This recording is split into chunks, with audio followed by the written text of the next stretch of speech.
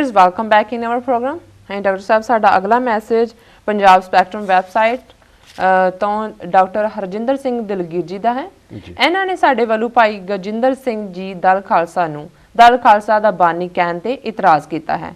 ਇਹਨਾਂ ਨੇ ਲਿਖਿਆ ਹੈ, ਗਜਿੰਦਰ ਸਿੰਘ ਹੋਰਾਂ ਨੂੰ ਦਲ ਖਾਲਸਾ ਦਾ ਬਾਨੀ ਦੱਸਣਾ ਬਿਲਕੁਲ ਗਲਤ ਹੈ। ਦਲ ਖਾਲਸਾ ਦੀ ਨੀਂਹ 6 ਅਗਸਤ 1978 ਨੂੰ ਰੱਖੀ ਗਈ ਸੀ। ਇਸ ਦੇ ਪਹਿਲੇ ਪੰਜ ਮੁੱਖ ਪੰਚ ਸਨ: ਮਹਿੰਦਰ ਸਿੰਘ ਦਿੱਲੀ, ਸਤਨਾਮ ਸਿੰਘ ਪੌਟਾ ਸਾਹਿਬ, ਹਰਜਿੰਦਰ ਸਿੰਘ ਦਿਲਗੀਰ, ਜਸਵੰਤ ਸਿੰਘ ਠੇਕੇਦਾਰ ਅਤੇ ਹਰਸਿਮਰਨ ਸਿੰਘ। ਗਜਿੰਦਰ ਸਿੰਘ 1979 ਵਿੱਚ ਮੁੱਖ ਪੰਚ ਬਣੇ ਸਨ। ਸੋ ਕਿਰਪਾ ਕਰਕੇ ਇਤਿਹਾਸ ਨੂੰ ਨਾ ਤੋੜੋ ਮਰੋੜੋ। ਗਜਿੰਦਰ ਸਿੰਘ ਬਾਨੀ ਨਹੀਂ, ਉਹਨਾਂ ਨੇ ਇੱਕ ਜਹਾਜ਼ ਹਾਈਜੈਕ ਕੀਤਾ ਸੀ, ਇਸ ਲਈ ਉਹ ਹਾਈਜੈਕਰ ਹੈ।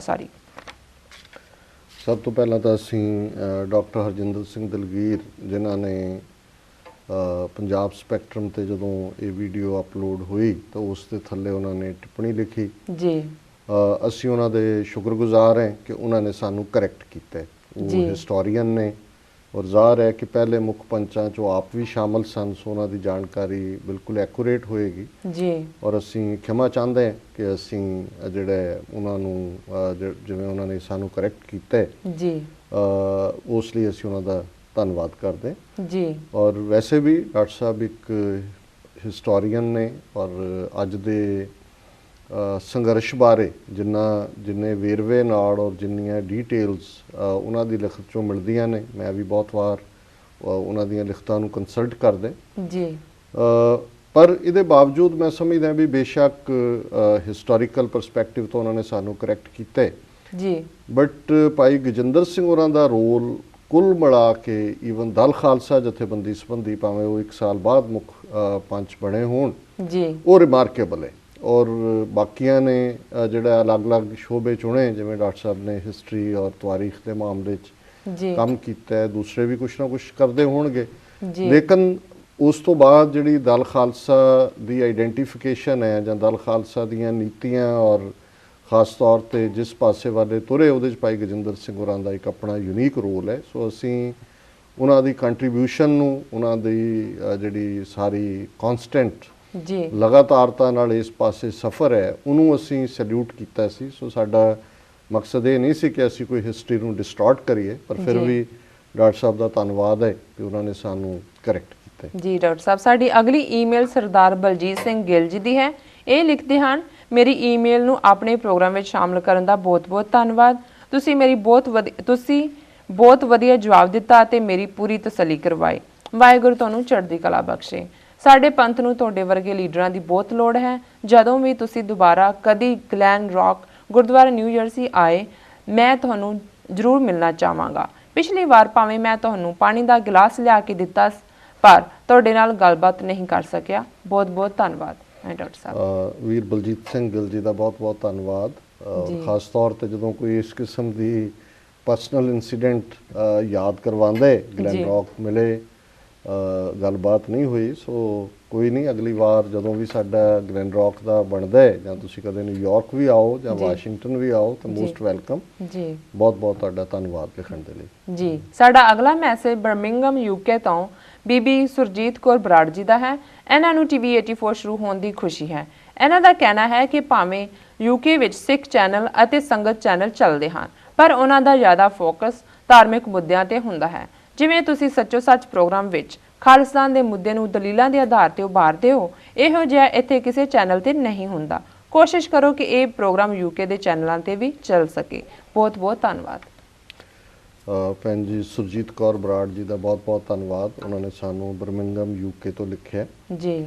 ਦੇਖੋ, ਸਿੱਖ ਚੈਨਲ, ਸੰਗਤ ਚੈਨਲ ਜਾਂ ਕੋਈ ਸ਼ਾਇਦ ਅਕਾਲ ਚੈਨਲ ਨਵਾਂ ਆ ਰਿਹਾ ਜੀ, ਇਹ ਆਪਣੇ ਢੰਗ ਨਾਲ ਸੇਵਾ ਕਰ ਰਹੇ ਨੇ ਔਰ ਮੈਂ ਨਹੀਂ ਚਾਹੁੰਦਾ ਵੀ ਅਸੀਂ ਕੰਪੈਰੀਜ਼ਨ 'ਚ ਪਈਏ ਜੀ। ਲੇਕਿਨ ਅਸੀਂ ਇਸ ਗੱਲ ਲਈ ਉਹਨਾਂ ਦਾ ਧੰਨਵਾਦ ਜ਼ਰੂਰ ਕਰਦੇ ਹਾਂ ਕਿ ਉਹਨਾਂ ਨੂੰ ਸਾਡਾ ਪ੍ਰੋਗਰਾਮ ਸੱਚੋ ਸੱਚ ਚੰਗਾ ਲੱਗਦਾ ਹੈ, ਪੋਲੀਟੀਕਲ ਮੈਸੇਜ ਉਹਨਾਂ ਨੂੰ ਮੋਰ ਕਲੀਅਰ ਲੱਗਦਾ ਹੈ ਜੀ। ਅਤੇ ਅਸੀਂ ਕੋਸ਼ਿਸ਼ ਕਰ ਰਹੇ ਹਾਂ, ਜਿਵੇਂ ਅਸੀਂ ਅੱਗੇ ਵੀ ਕਿਹਾ ਸੀ ਕਿ ਥੋੜ੍ਹਾ ਸਪਰੈਡ ਆਊਟ, ਅਜੇ ਮਾੜੇ ਖੰਭ ਨਿਕਲਣੇ ਸ਼ੁਰੂ ਹੋਏ ਨੇ ਅਮਰੀਕਾ, ਕੈਨੇਡਾ, ਅਤੇ ਜੇ ਗੁਰੂ ਨੇ ਚਾਹਿਆ ਤਾਂ ਫਿਰ ਬਹੁਤ ਜਲਦੀ ਇਸ ਸਾਰੇ ਤੋਂ ਬਾਅਦ ਵੰਸ ਇੱਕ ਵਾਰੀ ਤੁਹਾਡੇ ਰੈਗੂਲਰ ਪ੍ਰੋਗਰਾਮ ਸ਼ੁਰੂ ਹੋ ਜਾਂਦੇ ਨੇ, ਸਾਰੇ ਪਾਸੇ ਰੈਕਗਨੀਸ਼ਨ ਜਿਹੜੀ ਹੈ ਡਿਸ਼ ਦੇ ਉੱਤੇ ਹੁੰਦੀ ਹੈ, ਫਿਰ ਉਹੀ ਬਣੇ ਬਣਾਏ ਪ੍ਰੋਗਰਾਮ ਦੂਸਰੇ ਪਾਸੇ ਜਿਹੜੇ ਨੇ ਸਟ੍ਰੀਮ ਕਰਨੇ ਉਹ ਕੋਈ ਬਹੁਤੇ ਔਖੇ ਨਹੀਂ ਹੁੰਦੇ ਜੀ। ਸੋ ਭੈਣ ਜੀ ਦਾ ਬਹੁਤ ਬਹੁਤ ਧੰਨਵਾਦ ਲਿਖਣ ਦੇ ਲਈ। ਜੀ ਡਾਕਟਰ ਸਾਹਿਬ ਤੁਹਾਡਾ ਵੀ ਬਹੁਤ ਬਹੁਤ ਧੰਨਵਾਦ, ਤੁਸੀਂ ਸਾਡੇ ਦਰਸ਼ਕਾਂ ਵੱਲੋਂ ਆਈਆਂ ਈਮੇਲਸ ਮੈਸੇਜ ਉੱਪਰ ਆਪਣੇ ਵਿਚਾਰਾਂ ਦੀ ਰੋਸ਼ਨੀ ਪਾਈ। ਤਾਂ ਹੁਣ ਅਸੀਂ ਈਮੇਲ ਦਾ ਸਿਲਸਿਲਾ ਇੱਥੇ ਬੰਦ ਕਰਕੇ ਸਵਾਲ ਜਵਾਬ ਵਧਦੇ ਹਾਂ। ਅੱਜ 9 ਜੁਲਾਈ 2013 25 ਹਾੜ ਨਾਨਕਸ਼ਾਹੀ ਸੰਮਤ 545 ਦਾ ਦਿਨ ਹੈ ਤੇ ਸਾਡੇ ਦਰਸ਼ਕਾਂ ਨੂੰ ਦੱਸੋ ਅੱਜ ਦੇ ਦਿਨ ਦੀ ਇਤਿਹਾਸਿਕ ਅਹਿਮੀਅਤ ਕੀ ਹੈ। ਦੇਖੋ 1850 9 ਜੁਲਾਈ ਵਾਲੇ ਦਿਨ ਭਾਈ ਮਹਾਰਾਜ ਸਿੰਘ ਜਿਨ੍ਹਾਂ ਦਾ ਅਸੀਂ ਜ਼ਿਕਰ ਕੀਤਾ ਸੀ, ਨੌਰੰਗਾਬਾਦ ਨਾਲ ਜਿਨ੍ਹਾਂ ਦਾ ਸੰਬੰਧ, ਜਿਨ੍ਹਾਂ ਨੇ ਸਭ ਤੋਂ ਪਹਿਲਾ ਝੰਡਾ ਬੁਲੰਦ ਕੀਤਾ ਅੰਗਰੇਜ਼ੀ ਜਿਹੜੀ ਹੈ ਰਾਜ ਦੇ ਖਿਲਾਫ ਜੀ। ਗੁਜਰਾਤ ਦੀ ਲੜਾਈ 'ਚ ਉਹਨਾਂ ਨੇ ਹਥਿਆਰ ਨਹੀਂ ਸੁੱਟੇ, ਉਹ ਨਿਕਲ ਆਏ ਹੁਸ਼ਿਆਰਪੁਰ ਦੇ ਵਿੱਚ ਮੁਖਬਰੀ ਕਰਕੇ ਉਹਨਾਂ ਔਰ ਉਹਨਾਂ ਦੇ 20 ਤੋਂ ਜ਼ਿਆਦਾ ਸਾਥੀਆਂ ਨੂੰ ਗ੍ਰਿਫਤਾਰ ਕਰਵਾਇਆ, ਜਲੰਧਰ ਲਿਆਂਦਾ ਗਿਆ, ਫਿਰ ਕਲਕੱਤੇ ਲੈ ਗਏ, ਉੱਥੋਂ ਸਿੰਗਾਪੁਰ ਦੀ ਜੇਲ੍ਹ 'ਚ ਅੱਜ ਦੇ ਦਿਨ ਪਹੁੰਚੇ ਜੀ, ਜਿੱਥੇ ਕਿ ਉਹਨਾਂ ਨੂੰ 5-6 ਸਾਲ ਲਗਾਤਾਰਤਾ ਨਾਲ ਇੱਕ ਬੜੇ ਹਨੇਰੇ ਕਮਰੇ 'ਚ ਰੱਖਿਆ ਗਿਆ ਜੀ। ਬਿਲਕੁਲ ਉਹਨਾਂ ਦੇ ਤੁਰਨ ਫਿਰਨ ਤੇ ਵੀ ਪਾਬੰਦੀ, ਸੂਰਜ ਦੀ ਰੋਸ਼ਨੀ ਵੀ ਨਸੀਬ ਨਹੀਂ ਹੋਈ, ਕਈ ਸਾਲ ਉਹਨਾਂ ਦੀ ਅੱਖਾਂ ਦੀ ਜੋਤ ਜਾਂਦੀ ਰਹੀ, ਹੋਰ ਵੀ ਬਿਮਾਰੀਆਂ ਦਾ ਸ਼ਿਕਾਰ ਹੋਏ। ਸੋ ਅੱਜ ਦੇ ਦਿਨ ਉਹ ਸਿੰਗਾਪੁਰ ਦੀ ਧਰਤੀ ਤੇ ਪਹੁੰਚੇ ਸਨ ਜੀ। 1975 ਦੇ ਵਿੱਚ ਇੰਦਰਾ ਗਾਂਧੀ ਨੇ ਜਦੋਂ ਕਿ ਉਸ ਦੀ ਜਿਹੜੀ ਇਲੈਕਸ਼ਨ ਹੈ ਇਲਾਹਾਬਾਦ ਹਾਈ ਕੋਰਟ ਵੱਲੋਂ ਰਿਜੈਕਟ ਕੀਤੀ ਗਈ, ਨਕਾਰੀ ਗਈ ਕਿ ਉਸ ਨੇ ਅਨਫੇਅਰ ਪ੍ਰੈਕਟਿਸਿਸ ਯੂਜ਼ ਕੀਤੀਆਂ। ਰਾਜ ਨਾਰਾਇਣ ਜਿਹਨੇ ਇਲੈਕਸ਼ਨ ਲੜੀ ਸੀ ਉਹਨੇ ਪੈਟੀਸ਼ਨ ਕੀਤੀ ਸੀ ਜੀ ਕਿ ਵੀ ਇਹ ਅਨਫੇਅਰ ਮੀਨਸ ਯੂਜ਼ ਕੀਤੇ ਨੇ। ਸੋ ਇੰਦਰਾ ਗਾਂਧੀ ਨੇ ਫੌਰਨ ਹਿੰਦੁਸਤਾਨ ਦੇ ਵਿੱਚ ਜਿਹੜੀ ਹੈ ਐਮਰਜੈਂਸੀ ਦਾ ਐਲਾਨ ਕੀਤਾ। ਐਮਰਜੈਂਸੀ ਦਾ ਮਤਲਬ ਸੀ ਕਿ ਸਿਵਲ ਲਿਬਰਟੀਜ਼ ਖਤਮ ਕਰ ਦਿੱਤੀਆਂ ਜੀ, ਕਿਉਂਕਿ ਇਕੱਲੀ ਇਲੈਕਸ਼ਨ ਹੀ ਉਹਦੀ ਰੱਦ ਨਹੀਂ ਸੀ ਹੋਈ, ਉਸ ਤੋਂ ਪਹਿਲਾਂ ਟੋਟਲ ਰੈਵੋਲੂਸ਼ਨ ਜਾਂ ਪੂਰਨ ਕ੍ਰਾਂਤੀ ਦੇ ਨਾਂ ਥੱਲੇ ਜੈ ਪ੍ਰਕਾਸ਼ ਨਾਰਾਇਣ ਜਿਹੜਾ ਕਿ ਬਹੁਤ ਕਦਾਵਰ ਲੀਡਰ ਸੀ ਪ੍ਰੀ 47 ਪੀਰੀਅਡ ਦਾ, ਨਹਿਰੂ ਦੇ ਤੋਂ ਵੀ ਵੱਡੇ ਕੱਦ ਦਾ ਜੀ, ਉਸ ਨੇ ਜਿਹੜਾ ਇੱਕ ਅੰਦੋਲਨ ਸ਼ੁਰੂ ਕੀਤਾ ਹੋਇਆ ਸੀ ਜਿਹੜਾ ਕਾਫੀ ਪਪੂਲਰ ਸੀ ਇੰਦਰਾ ਗਾਂਧੀ ਦੇ ਖਿਲਾਫ। ਭਾਰਤ ਭਰ ਦੇ ਵਿੱਚ ਇੱਕ ਬਣੀ ਹੋਈ ਸੀ, ਇੱਕ ਵੇਵ ਬਣੀ ਹੋਈ ਸੀ। ਸੋ ਜਿਉਂ ਹੀ ਇਹ ਇਲੈਕਸ਼ਨ ਵਾਲਾ ਆਏ ਵੇਵ ਹੋਰ ਵੀ ਅੱਗੇ ਜਾ ਸਕਦੀ ਸੀ। ਸੋ ਉਹਨੇ ਸਿਵਲ ਲਿਬਰਟੀਜ਼ ਖਤਮ ਕਰਕੇ ਸਾਰੀਆਂ ਬਹੁਤ ਸਾਰੇ ਲੀਡਰਾਂ ਨੂੰ ਚੁੱਕ ਕੇ ਜੇਲ੍ਹਾਂ ਦੇ ਵਿੱਚ ਡੱਕ ਦਿੱਤਾ, ਜਿਨ੍ਹਾਂ ਦੇ ਵਿੱਚ ਉਸ ਵੇਲੇ ਦੇ ਸਾਰੇ ਹੀ ਪ੍ਰੋਮੀਨੈਂਟ ਲੀਡਰ ਸੀ, ਕੋਈ ਕੁਸਕਿਆ ਨਹੀਂ। ਸੋ ਅਕਾਲੀ ਦਲ ਨੇ ਜਿਹੜਾ ਇਸ ਐਮਰਜੈਂਸੀ ਦੇ ਖਾਨਾ ਪੰਜਾਬ ਦੇ ਵਿੱਚ ਗਿਆਨੀ ਜ਼ੈਲ ਸਿੰਘ ਮੁੱਖ ਮੰਤਰੀ ਸੀ, ਉਹਨੇ ਪੰਜਾਬ 'ਚ ਅਕਾਲੀ ਲੀਡਰਾਂ ਦੀ ਗ੍ਰਿਫਤਾਰੀ ਨਹੀਂ ਕੀਤੀ ਕਿਉਂਕਿ ਇੰਦਰਾ ਗਾਂਧੀ ਜਾਂ ਕਾਂਗਰਸ ਚਾਹੁੰਦੀ ਸੀ ਕਿ ਅਕਾਲੀ ਇਸ ਮੂਵਮੈਂਟ ਤੋਂ ਵੱਖ ਰਹਿਣ। ਔਰ ਐਸਾ ਵੀ ਆਉਂਦਾ ਹੈ ਕਿ ਵੀ ਅਕਾਲੀਆਂ ਤੱਕ ਪਹੁੰਚ ਵੀ ਕੀਤੀ ਗਈ ਕਿ ਵੀ ਜੋ ਤੁਹਾਡੀਆਂ ਮੰਗਾਂ ਨੇ ਦੱਸੋ ਕੀ ਹੈ, ਪਰ ਇਹ ਬਾਅਦ ਦੀ ਗੱਲ ਹੈ। ਅਕਾਲੀਆਂ ਨੇ ਇਸ ਐਮਰਜੈਂਸੀ ਦੇ ਖਿਲਾਫ ਮੋਰਚਾ ਸ਼ੁਰੂ ਕੀਤਾ, ਅਕਾਲ ਤਖਤ ਸਾਹਿਬ ਤੋਂ ਅਰਦਾਸ ਕਰਕੇ ਜਥੇ ਜਾਂਦੇ ਸੀ ਔਰ 1975 ਚ ਲੱਗੀ ਇਹ ਐਮਰਜੈਂਸੀ 17 ਜਨਵਰੀ 1977 ਤੱਕ ਜਾਰੀ ਰਹੀ।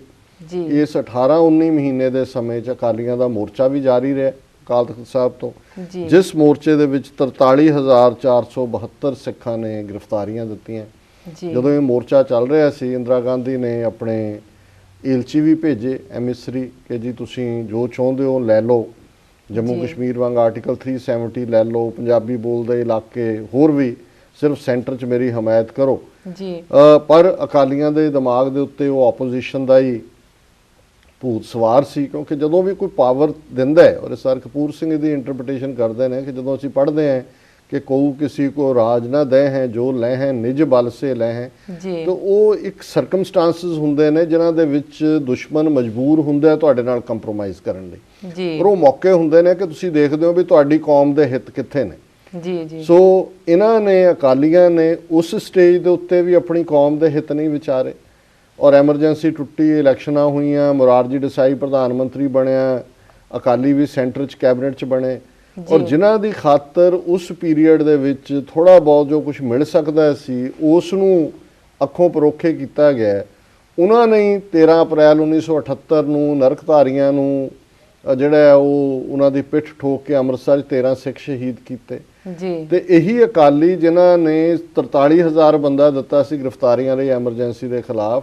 ਜਦੋਂ ਇਹਨਾਂ ਦਾ ਡੈਲੀਗੇਸ਼ਨ ਮੁਰਾਰਜੀ ਦੇਸਾਈ ਦੇ ਕੋਲ ਗਿਆ ਔਰ ਜਿਹੜੀਆਂ ਯੁੱਗ ਪੁਰਸ਼ ਅਵਤਾਰ ਬਾਣੀ ਇਹਨਾਂ ਕਿਤਾਬਾਂ ਤੇ ਪਾਬੰਦੀ ਦੀ ਮੰਗ ਕੀਤੀ ਤੇ ਦੇਸਾਈ ਨੇ ਬੜੀ ਨਫ਼ਰਤ ਦੇ ਨਾਲ ਕਿਹਾ ਕਿ ਇਹ ਉਹ ਵਹਾਂ ਲੈਣੇ ਕਿਆ ਗਏ ਥੇ ਜੀ। ਔਰ ਇਹੀ ਨਹੀਂ, ਉਸੇ ਦੇਸਾਈ ਨੇ ਜਦੋਂ ਹਰਮੰਦਰ ਸਾਹਿਬ ਦੇ ਦਰਸ਼ਨਾਂ ਨੂੰ ਆਇਆ ਅੰਮ੍ਰਿਤਸਰ ਦੇ 400 ਸਾਲਾ ਸਥਾਪਨਾ ਦਿਵਸ ਦੇ ਮੌਕੇ, ਅੰਦਰ ਹਰਮੰਦਰ ਸਾਹਿਬ 'ਚ ਉਹਨੇ ਪ੍ਰਸ਼ਾਦ ਲੈਣ ਤੋਂ ਨਾ ਕਰ ਦਿੱਤੀ। ਜਦੋਂ ਬਾਦਲ ਨੇ ਕਿਹਾ ਨਹੀਂ ਜੀ ਇਹ ਲੀਜੀਏ, ਉਹ ਕਹਿੰਦਾ ਨਹੀਂ ਮੈਂ ਕੁਨਕਾ ਨਹੀਂ ਖਾਤਾ ਜੀ। ਜਦੋਂ ਉਹਨੇ ਅੱਗੋਂ ਇਨਸਿਸਟ ਕੀਤਾ ਕਹਿੰਦਾ ਮੇਰੇ ਸਿਰ ਪਰ ਮਲ ਦੋ। ਸੋ ਇਸ ਕਿਸਮ ਦਾ ਇਹ ਹਿਊਮਿਲੇਸ਼ਨ ਕਰਵਾਉਂਦੇ ਰਹੇ ਨੇ।